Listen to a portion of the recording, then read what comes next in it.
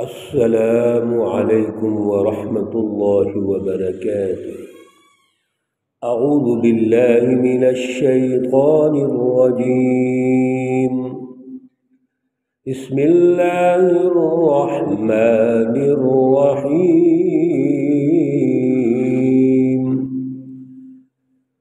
وقل الحق من ربکم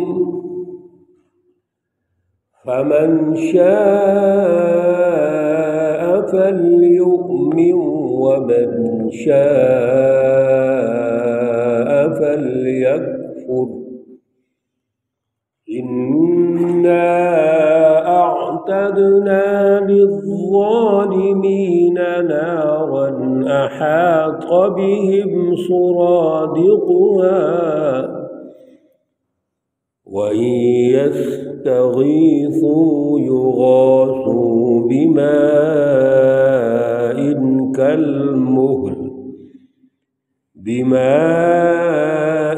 كالمهل يشوي الوجوه بئس الشراب وساءت مرتفقا۔ صدق اللہ العلی العظیم۔ اللہم صلی علی سیدنا ومولانا محمد النبی الأمی وعلى آلہ واصحابہ وبارک وسلم وصلی علیہ۔ معزز سامعین و سامعات، آج جن آیات مقدسہ پر درس قرآن ہو رہا ہے، آیت مقدسہ نمبر 29، 30 اور 31 ہے، سورۃ الکہف ہے، پارہ نمبر 15 ہے۔ اللہ رب العزت سے التجا ہے، اللہ ان آیات کا فہم، ان کا شعور اور اعلیٰ نظریہ عطا فرمائے اور عمل کی توفیق اور صلاحیت عطا فرمائے۔ گزشتہ درس میں اللہ رب العزت نے آیت مقدسہ نمبر 28 پر بڑی اہم رہنمائی ارشاد فرمائی تھی۔ حضور نبی اکرم صلی اللہ علیہ وسلم کو ہدایات جاری فرمائی کہ آپ کی جو جماعت ہے وہ سچی جماعت ہے۔ جماعت کی تیاری میں اس جماعت نے جن دائروں کا خیال رکھا ہے وہ ضروری ہے۔ جماعت کی تعلیم و تربیت کے لیے جو سچی تعلیم اللہ رب العزت نے دی اور پھر اس تعلیم پر جو تربیت کے دائرے ہیں وہ درست ہیں، لہذا آپ اپنی جماعت پہ توجہ کیجئے، جماعت سازی کے مراحل پہ توجہ کیجئے، اسی کی جماعت کی تربیت اور ٹریننگ پہ توجہ کیجئے، ان کے ساتھ اپنے آپ کو جوڑ کے رکھیے۔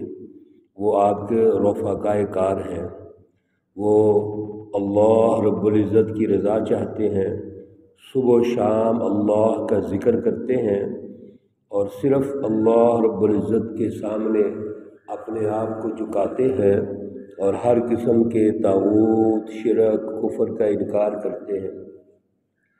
اور دوسری طرف جو لوگ ہیں حزب الشیاطین، وہ تو دنیا کی طلب رکھتے ہیں، دنیا کی زندگی کے مقاصد ہیں، ان کے ظلم قائم کرتے ہیں، انسانیت کو غلام بناتے ہیں۔ ان کے ہاں ذکر کی کوئی اہمیت ہی نہیں ہے، شعور کی اہمیت نہیں ہے۔ وہ معاشی اعتبار سے اور سیاسی اعتبار سے وہ ظلم قائم کرتے ہیں اور انسانوں کو غلام بنانے کی کوشش کرتے ہیں، لہذا ہماری نظر ان کی طرف نہیں ہونی چاہیے۔ گویا اللہ رب العزت نے کسی بھی سچی جماعت کو یہ معیار دے دیا کہ وہ اپنی جماعت کے داخلی نظام کو مضبوط کرے، انہی پہ توجہ کرے، اور دعوت کے جو طریقہ کار ہے یا دعوت کے جو اصول و ضوابط ہیں اس میں مدعو کیسا ہونا چاہیے، جس کو ہم نے دعوت دینی ہے اس کا طریقہ کار بتا دیا کہ وہ اللہ رب العزت کا قرب حاصل کرنا چاہتا ہو، اللہ کی رضا چاہتا ہو، اور وہ اچھی صحبت میں بیٹھنا چاہتا ہو، ہم اس کو دعوت دیں گے اور اپنے قریب لے جائیں گے۔ اور اس کے متبادل جو ظالم قوتیں ہیں اور ظالم قوتوں کے اعلی کار ہیں، ان سے ہم نے بچنا ہے۔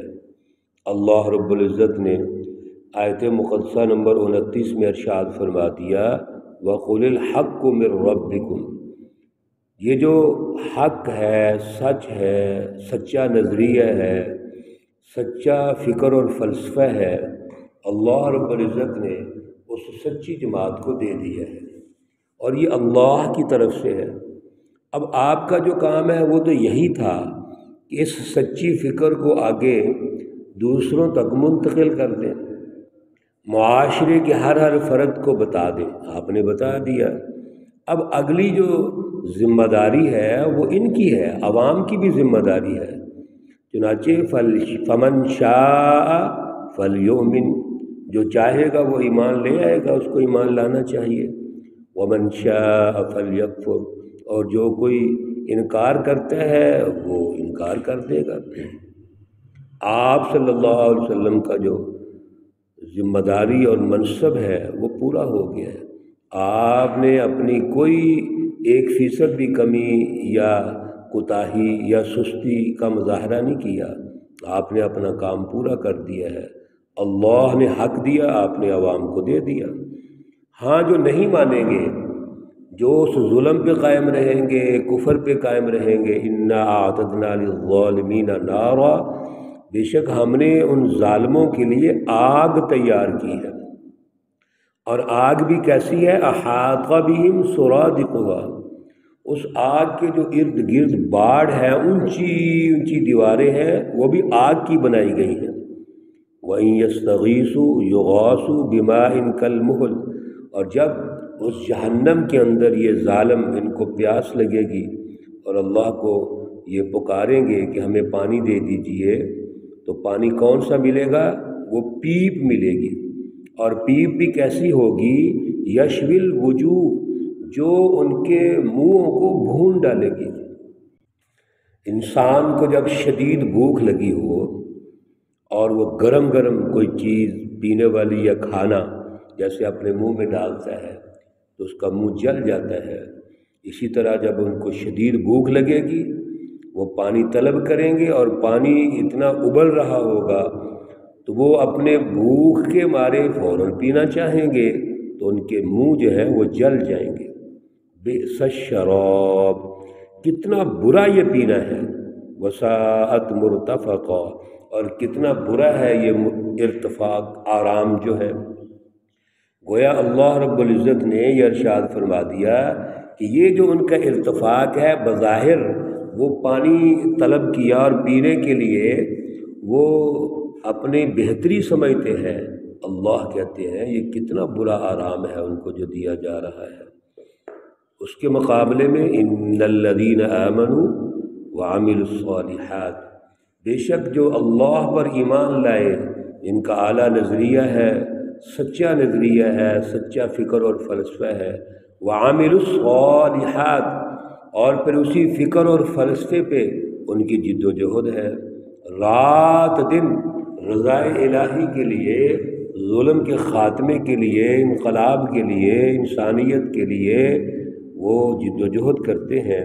انا لا نضيع، بے شک ہم ضائع نہیں کرتے ان کے لیے اجر، ان کا اجر، من احسن عملا، جتنے بھی انہوں نے اچھے کام کیے ہیں، جد و جہد کی ہے، جان کی قربانی، مال کی قربانی، وقت کی قربانی، اللہ رب العزت اس کا ان کو بدلہ دیں گے۔ رسول اکرم صلی اللہ علیہ وسلم کے جد و جہد پہ جتنے صحابہ اکرام شامل ہوئے، اللہ نے ان کو نوازا، دنیا میں نوازا۔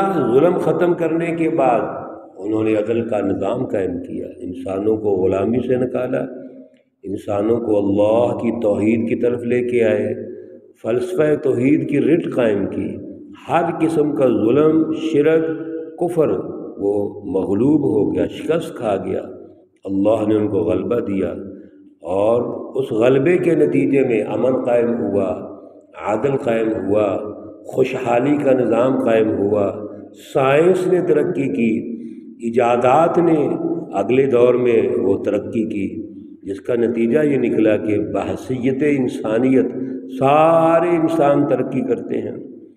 اللہ رب العزت فرماتے ہیں یہ وہ سچی جماعت ہے جنہوں نے دنیا میں یہ انعام حاصل کیا، ترقی لی، اور پھر اللہ ان کو جو جنت دیں گے، اولئک لہم جنات عدن، ان کو جنت ملے گی جس میں وہ ہمیشہ رہیں گے، تجری من تحتہم الانہار، جس کے نیچے نہریں بہتی ہوں گی، یحلون فیہا من اساور من ذہب، اللہ رب العزت ان کو پہنائیں گے کنگن، سونے کے کنگن پہنائیں گے۔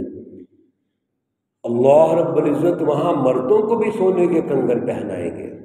بظاہر تو یہ سوال پیدا ہوتا ہے کہ دنیا کے اندر تو مرد کے لیے سونا حرام تھا، وہاں بھی اللہ ان کو سونا دیں گے۔ بھائی دنیا کے اندر اس کی وجہ تھی، وہ دنیا کی زیب و زینت کے اعتبار سے عورتوں کو یہ حق دیا گیا تھا، لیکن اس جنت کے اندر اللہ رب العزت ان کو کنگن پہنائیں گے۔ پھر وَيَلْبَسُونَ ثِيَابًا خُضْرًا، اللہ ان کو خوبصورت سبز لباس دیں گے، من سندس و استبرق، جو ریشم کے بنے ہوں گے، متکئین فیہا علی الارائک، وہ تکیہ لگائے ہوئے تختوں پر بیٹھے ہوں گے۔ جس طرح ایک ماحول ہو، بڑا خوشی کا ماحول، عزت اور پروٹوکول کا ماحول ہو، اور ہاتھوں پہ کنگن پہنے ہوں، خوبصورت لباس پہنے ہوں، ریشم کے لباس پہنے ہوں، اور پھر ایسا شاندار ماحول ہو، وہ اللہ رب العزت ان جنتیوں کو عطا کریں گے۔ یہ جو سچی جماعت ہے، مومنین ہے، مسلمین ہے، جنہوں نے دنیا میں اللہ کی رضا کے لیے جد و جہد کی اور اپنا سب کچھ قربان کر دیا، آج اللہ ان کو عنایات سے نوازیں گے۔ دنیا میں بھی نوازا تھا، عزت دی، غلبہ دیا، سیاسی اور معاشی طور پر غلبہ دیا، اور پھر آخرت کے جنت میں بھی اللہ ان کو نوازیں گے، کیونکہ دنیا میں جو غلبہ ملا وہ بحیثیت انسانیت ملا تھا، ان کی جد و جہد کے نتیجے میں ملا تھا۔ اب اللہ ان کو مزید انعامات، اعزازات سے نوازنا چاہتے ہیں۔ یہ اللہ تعالیٰ کا جو انعام ہے یہ تو رہتا ہے ابھی، جو ان کو اصل میں اللہ نے دینا ہے، اور یہ جنت میں اللہ عطا فرمائیں گے۔ نعم الثواب، کتنا خوب بدلہ ہے یہ۔ وہاں پر اللہ رب العزت نے فرمایا تھا بئس الشراب، حزب الشیاطین کے لیے، کفار، مشرکین اور منافقین، ان کے لیے کتنا برا پینا ہے، اور یہاں اللہ کیا فرما رہے ہیں، نعم الثواب، کتنا خوبصورت بدلہ ہے یہ، وحسنت مرتفقا، اور یہ جو آرام ہے ان کو کتنا خوبصورت اللہ نے آرام دیا ہے۔ ایک ارتفاق وہ ہے جو مومنوں کے لیے ہے، وہ خوبصورت ہے، اچھا ہے، اور ایک ارتفاق وہ تھا جو کفار، مشرکین، منافقین اور حزب الشیاطین کے لیے وہ برا ہے۔ اس لیے اللہ رب العزت نے ارتفاقات جس میں انسانیت ترقی کرتی ہے، درجہ بدرجہ ارتفاق اول، دوم، سوم، چہارم، اور پوری انسانیت من حیث الانسان ترقی کرتے ہیں، وہ بہت اونچے ارتفاق ہیں۔ اللہ رب العزت نے یہ مومنوں کو عطا کیے ہیں، مسلمانوں کو عطا کیے ہیں، سچی جماعتوں کو عطا کیے ہیں۔ اللہ رب العزت ہمیں بھی ان سچی جماعتوں میں شامل فرمائے اور جد و جہد کی توفیق اور صلاحیت عطا فرمائے۔ اللہ رب العزت تمام بیماروں کو شفائے کاملہ عاجلہ مستمر عطا فرمائے۔ اللہ رب العزت تمام مرحومین و مرحومات کو جنت الفردوس میں اعلیٰ مقام عطا فرمائے۔ اللہ رب العزت سب کے لیے آسانیاں پیدا فرمائے۔ ربنا تقبل منا انك انت السميع العليم وتب علينا انك انت التواب الرحيم، وصلى الله تعالى على النبي الأمي محمد وعلى آله وأصحابه أجمعين برحمتك يا أرحم الراحمين۔ السلام عليكم ورحمة الله وبركاته۔